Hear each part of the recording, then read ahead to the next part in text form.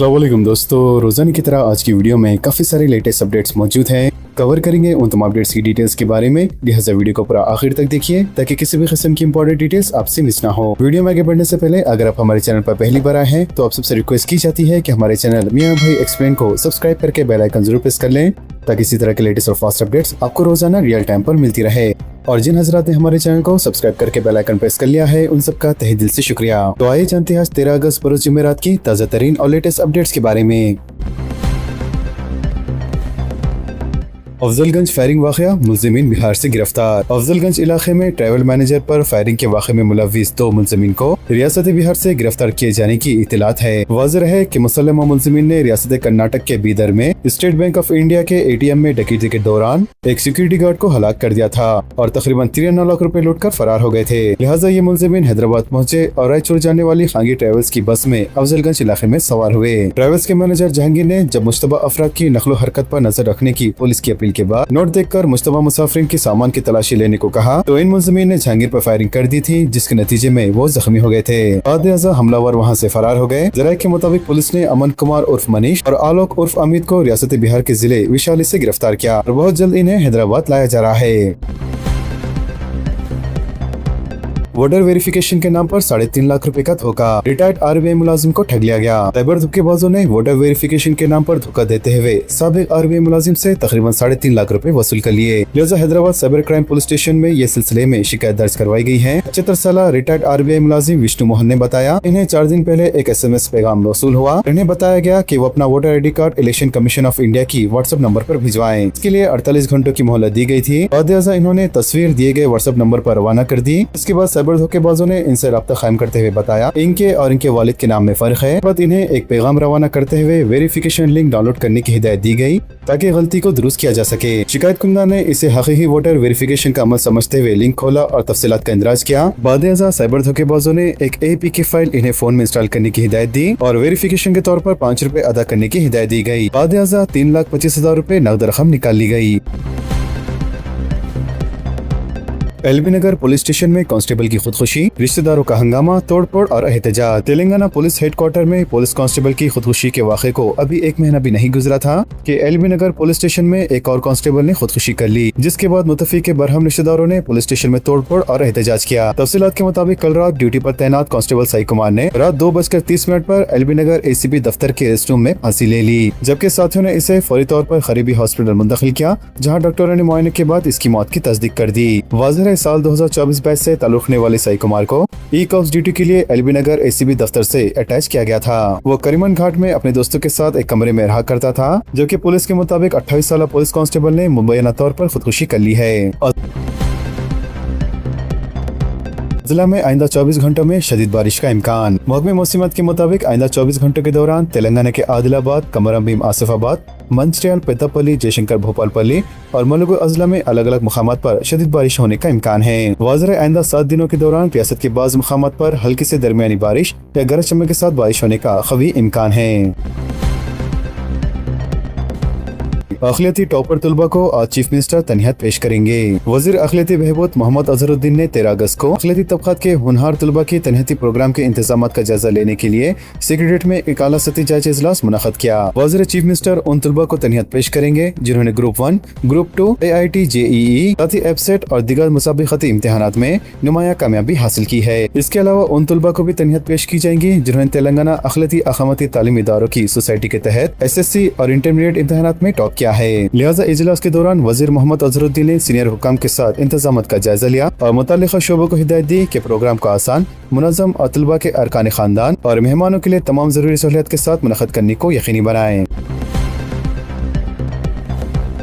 जिंदगी तमाम KTR की एहसानमंद रहूंगी। मस्कत में फंस जाने वाली वरंगल की खातून का हिंदुस्तान वापसी पर तासीर। नकली एजेंट की बातों पर भरोसा करके सेहती वीजा पर मस्कत जाने वाली वरंगल की खातून महबूदा 25 दिन तक गैर गमाल रही और शदीद अजियत का सामना किया। इन्होंने बताया कि एजेंट ने इनका पासपोर्ट और फोन छीनकर एक कमरे में बंद कर दिया था और धमकी दी थी कि 1,13,000 रुपए अदा करने पर ही इन्हें रिहा किया जाएगा वरना जेल भेज दिया जाएगा। लिहाजा महमूदा की हालत का इल्म होने पर BRS के कारगुजार सदर KT रामाराव ने फौरी तौर पर रद्द अमल जाहिर किया और इन्हें बाहिफाजत वतन वापस लाने के तमाम तमाम अखराजात का खुद बर्दाश्त करने का वादा किया। लिहाजा KTR की हिदायत पर मस्कत PRS के नुमाइंदों ने हिंदुस्तानी सफारत खाना और पुलिस के साथ रब्ता करके महमूदा का पता लगाया और तकरीबन एक हफ्ते की कोशिशों के बाद महमूदा को नकली एजेंट के चुंगल से आजाद कराकर सिफारत खाना मुंतकिल किया गया। 3 दिन तक सिफारत खाना की निगरानी में रखने के बाद इनका पासपोर्ट हासिल करके इन्हें वतन वापस रवाना किया गया। जबकि हैदराबाद पहुंचने पर महमूदा ने अपनी मदद करने पर KTR का शुक्रिया अदा किया और कहा कि वो तमाम जिंदगी भर इनका एहसानमंद रहेंगी। रियासत के तमाम आंगनवाड़ी मराकज को बरखी से मरबूत कर दिया गया। Telangana southern power distribution company की जानिब से बेहबूदी ख़वातीन और अतफाल के इंफ्रास्ट्रक्चर को मजबूत व मुस्तकम करने के एक अहम कदम उठाते हुए तमाम आंगनवाड़ी मराकज को बरखी से मरबूत कर दिया गया है। लिहाजा शहरी और दही इलाकों के तमाम आंगनवाड़ी मराकज जहाँ कमसिन बच्चों की सेहत, तग़ज़िया और साथ ही इब्तिदाई तालीम, ख़वातीन की जामा देखभाल के उमूर के अंजाम दिए जाते हैं, इन तमाम मराकज को बरखी से मरबूत कर दिया गया है।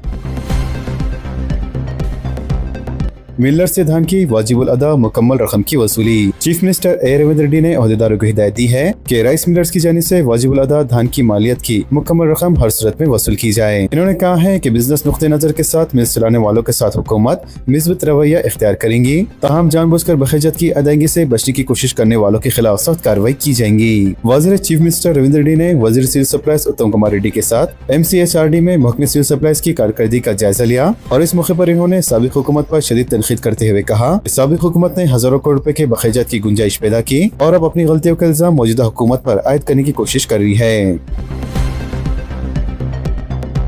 हुकूमत का MBBS और BDS फीस में इजाफा न करने का फैसला।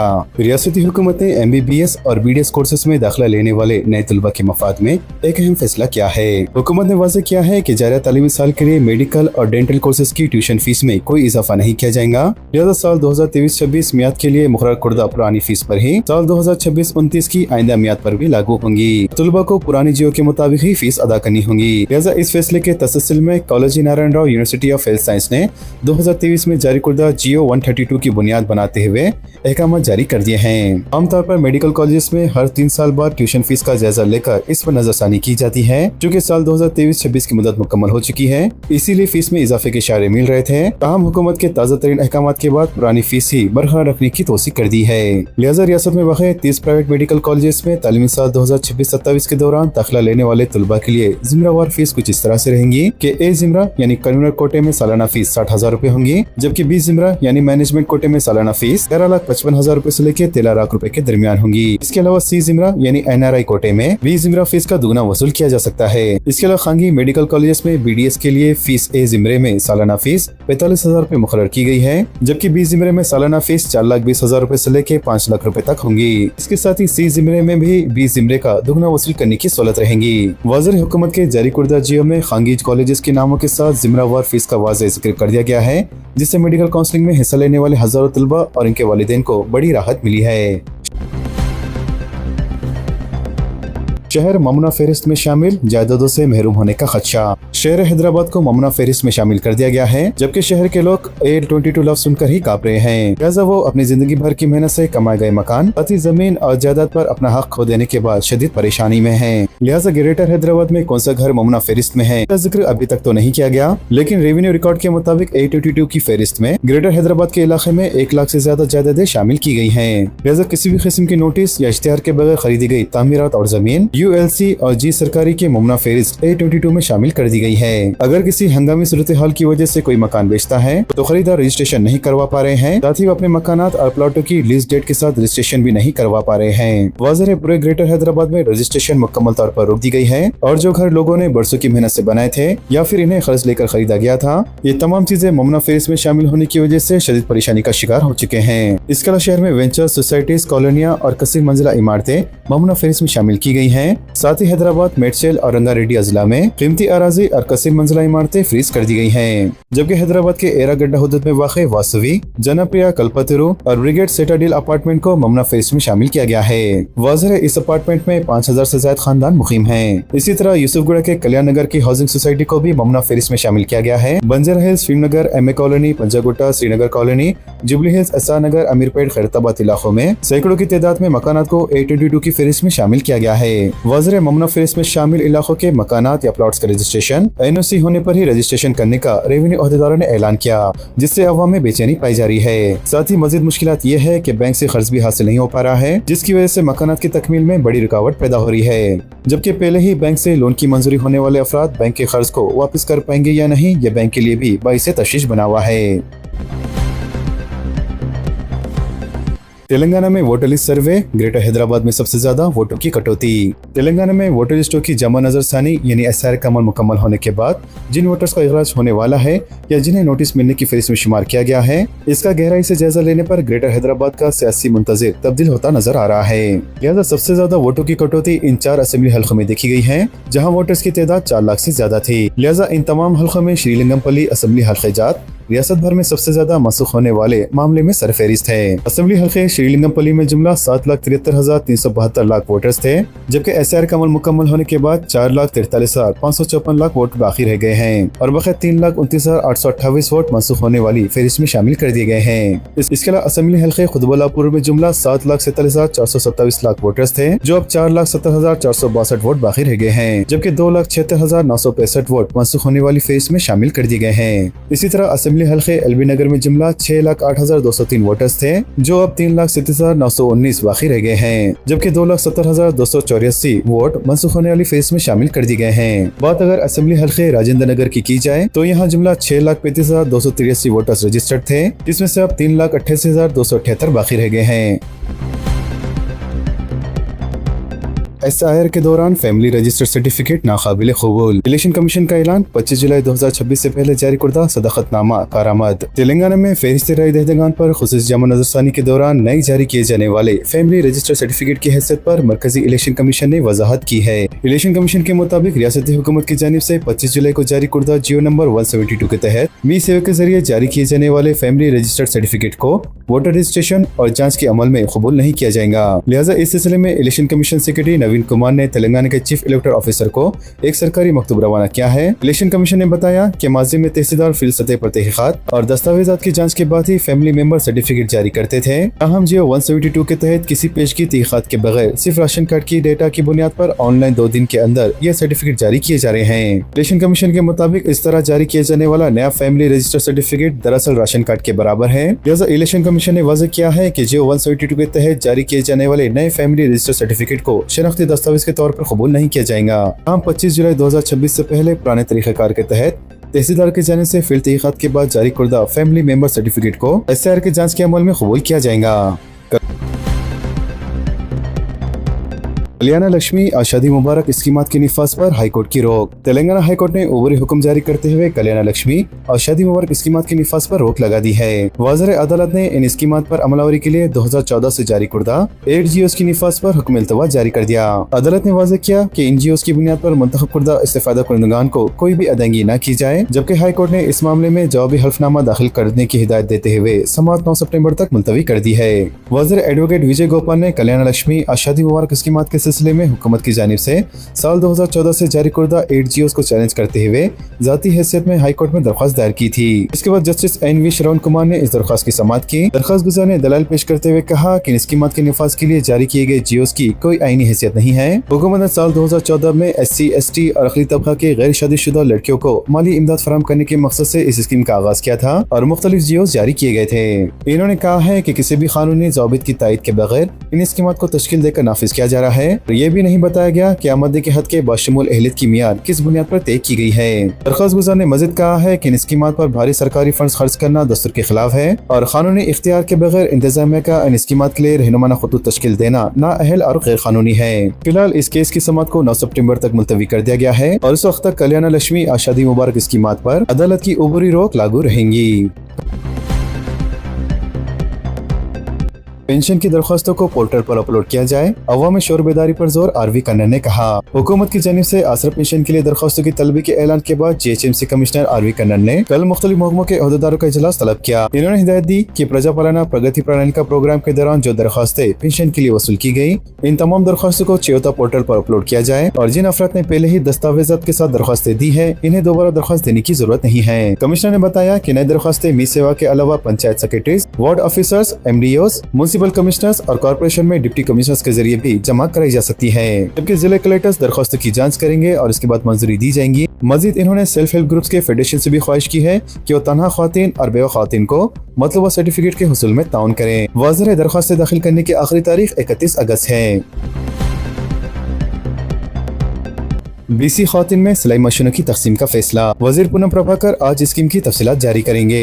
वजीर बहबूदी पसमानदा तबकात पूनम प्रभाकर ने कहा कि पसमानदा तबकात की ख्वातीन की माशी इस्तेहकाम के लिए हुकूमत ने एक अहम स्कीम तैयार की है, जिसके तहत बीसी तबके की ख्वातीन को ऑटोमेटिक स्विंग मशीन तकसीम करने का फैसला किया गया है। लिहाजा इस स्कीम पर आज यानी 13 अगस्त से अमलावरी का आगाज होगा। इन्होंने कहा है कि खुद रोजगार स्कीम के तहत ख्वातीन को माशी तौर पर मुस्तकम करने के लिए हर असेंबली हल्के में मुस्तक ख्वातीन में 1000 सिलाई मशीनें तकसीम की जाएंगी। मजीद इन्होंने कहा कि ऑटोमेटिक मशीनों के जरिए ख्वातीन ज़ायद आमदनी हासिल कर सकती है। साथ ही बीसी तबकात की ख्वातीन अपनी टेलरिंग सलाहियतों का इस्तेमाल करते हुए आमदनी हासिल कर सकती है। इन्होंने कहा है कि सिलाई मशीनों के लिए दरख्वास्तों के अदखाल का तरीक़ेकार जल्द ही ऐलान किया जाएगा। तेलंगाना के लिए 11 लाख से ज्यादा मकानात मंजूर किए जाएं।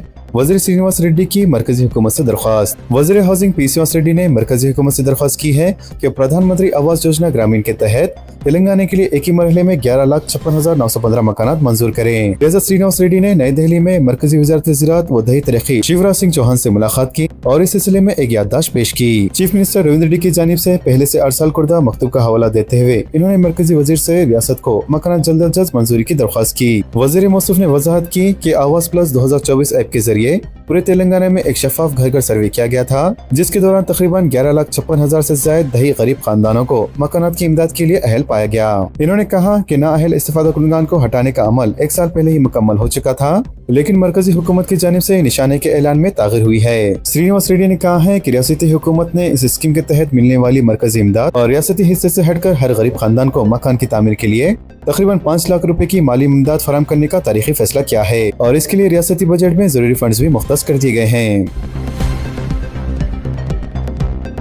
कुकड़पल्ली में इंदिरा टावर्स प्रोजेक्ट का आज संगीन बुनियाद। चीफ मिनिस्टर की शिरकत, वज़ीर हाउसिंग का ऐलान, तकरीबन 90 एकड़ सरकारी अराजी की निशानदही। चीफ मिनिस्टर रविंद्र रेड्डी जुमेरात की शाम कुकड़पल्ली में बाविखार इंदिरा टावर्स प्रोजेक्ट का संगीन बुनियाद रखेंगे। लिहाजा इस बात का ऐलान वज़ीर हाउसिंग पी श्रीनिवास रेड्डी ने किया। वज़ीर क्यूर फ्रेमवर्क के तहत शुरू किए जाने वाले इस प्रोजेक्ट के तहत 5 एकड़ अराजी पर 43 करोड़ रुपए की तखमीनी लागत से 4000 टावर तामीर किए जाएंगे, जिनमें से हर एक में 120 फ्लैट्स होंगे। लिहाजा 525 मुरबा फीट पर मुश्तमिल हर फ्लैट एक बेडरूम, हॉल और किचन पर मुश्तमिल होगा। श्रीनिवास रेड्डी ने बताया कि टावर्स के लिए अब तक तकरीबन 90 एकड़ सरकारी अराजी की निशानदही की जा चुकी है, जिसका मकसद गरीब खानदानों को शहर के अहम और मरकजी मुकामात पर जाती मकानात फराहम करना है। इसके अलावा इस्तिफादा कुनंदगान को 20 से लेकर 25 मुरबा गज अराजी का गैर तकसीम शुदा हिस्सा भी मिलेगा, जिसकी मालियत कुछ मुकामात पर 60 लाख से 1 करोड़ रुपए तक हो सकती है। मजीद उन्होंने बताया कि हुकूमत इसी साल 1 लाख मकानात तामीर करने का मंसूबा रखती है, जिसके पहले मरहले में 16 असेंबली हल्कों में तकरीबन 8000 मकानात की तामीर तजवीज़ की गई है।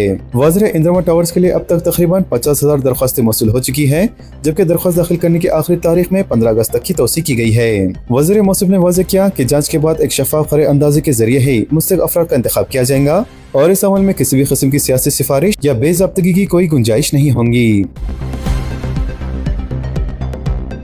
रेलवेज का तत्काल बहरान खत्म करने के लिए आर्टिफिशियल इंटेलिजेंस का इस्तेमाल। इंडियन रेलवेज ने अपने 40 साल पुराने टिकटिंग सिस्टम को जदीद खतूत पर इस्तेमाल करने के लिए एक इनकलाबी कदम उठाते हुए आर्टिफिशियल इंटेलिजेंस पर मुबनी मेगा सिस्टम मुतारिफ करवा दिया है। हुकाम के मुताबिक इस नई टेक्नोलॉजी के बदौलत अब बुकिंग की सलाहियत को बढ़ाकर तकरीबन 1.5 लाख हिट्स फी मिनट कर दिया गया है, जिससे त्योहार के सीजन में होने वाली बेपनाह हुजूम, तत्काल टिकटों की ब्लैक मार्केटिंग का मुकम्मल खात्मा मुमकिन हो सकेगा। टोल प्लाजा पर गंदगी की निशानदही पर इनाम का ऐलान। मरकजी हुकूमत ने कौमी शहरों पर साफ सफाई को फरोग देने के लिए एक अनोखे मंसूबे का आगाज किया है। लिहाजा इस स्कीम के तहत राजमार्ग यात्रा ऐप के जरिए टोल प्लाजा पर बने बैतुल खलाओं में गंदगी की तस्वीर भेजने और निशानदही करने वाले शहरों को 1000 रुपए का मुफ्त फास्ट टैग इनाम दिया जाएगा। लिहाजा हुकूमत ने अवामी रद्द-ए-अमल को देखते हुए इस मुहिम की मुद्दत को बढ़ाकर जून 2027 तक कर दिया है। क्या मुल्क में प्लास्टिक करेंसी नोट्स का कामयाब चलन हो पाएगा? बरतानिया, ऑस्ट्रेलिया और कनाडा की तरह अब हिंदुस्तान में प्लास्टिक की करेंसी के नोट मुतारिफ कराए जाने वाले हैं, लेकिन क्या ये कागजी नोट का मुतबादिल हो पाएंगे? क्योंकि प्लास्टिक का वजन ज्यादा होता है। अगर कागजी नोट 5000 हो और इतनी ही मालियत के प्लास्टिक की करेंसी के नोट हो तो जेब में ले जाने वाले के लिए मुश्किलात हो सकती है और प्लास्टिक नोट चिकना होने की वजह से जेब से फिसल कर गिरने के भी इम्कानात हैं। इससे मुताल्लिक आप लोगों की क्या राय है? नीचे कमेंट बॉक्स में जरूर जाहिर करें।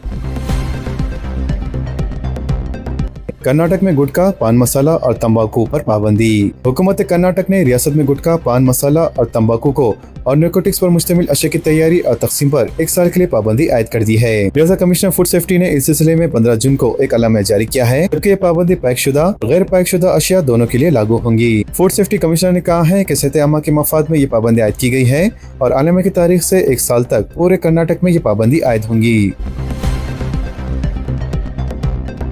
एयरटेल के रिचार्ज प्लान्स में इजाफा। हिंदुस्तान में टेलीकॉम कंपनियां अपने मुंतखब प्लान्स में आए दिन तब्दीलियां करती रहती हैं, लिहाजा इसी से मुतालिक मशहूर टेलीकॉम कंपनी एयरटेल ने अपने मशहूर रिचार्ज प्लान्स की कीमतों में तब्दीलियां की है। वाज़ेह कंपनी ने अपने 4 मशहूर प्लान्स को डिसकंटिन्यू कर दिया है, जिसमें मशहूर 299, 579 और 619 समेत 649 प्लान को बंद करने का ऐलान किया है। वाज़ेह कंपनी के मशहूर 299 प्लान की जगह 349 वाला प्लान मुतारिफ किया गया है, जो कि पहले प्लान के मुकाबले में 16% ज्यादा महंगा है। और दूसरे रिचार्ज प्लान में भी कंपनी ने इसी तरह का इजाफा किया है, जिसके बाद अगर आप अपना अगला रिचार्ज करवाते हैं तो आपको 5 से लेकर 16% ज्यादा रकम अदा करनी होगी। आमतौर पर यह देखा जाता है कि अगर कोई मशहूर कंपनी अपने रिचार्ज प्लान में तब्दीली करती है तो दूसरे टेलीकॉम कंपनियां भी इसी के नक्शे कदम पर चलते हुए अपने रिचार्ज प्लान की कीमतों में इजाफा करती है। तो दोस्तों, इन तमाम खबरों से मुतालिक आप सबकी क्या राय है नीचे कमेंट बॉक्स में जरूर जाहिर करें और इसी तरह के लेटेस्ट और फास्ट अपडेट्स के लिए हमारे चैनल के साथ जुड़े रहें। हमारे इस वीडियो को आपस में ज्यादा से ज्यादा शेयर करें और हमारे चैनल मियां भाई एक्सप्लेन को सब्सक्राइब करके बेल आइकन प्रेस करना ना भूलें। तो मिलते हैं अगली वीडियो में काफी सारी नई और बड़ी अपडेट्स के साथ। जब तक के लिए अपना ख्याल रखें। अल्लाह हाफिज एंड सब्सक्राइब।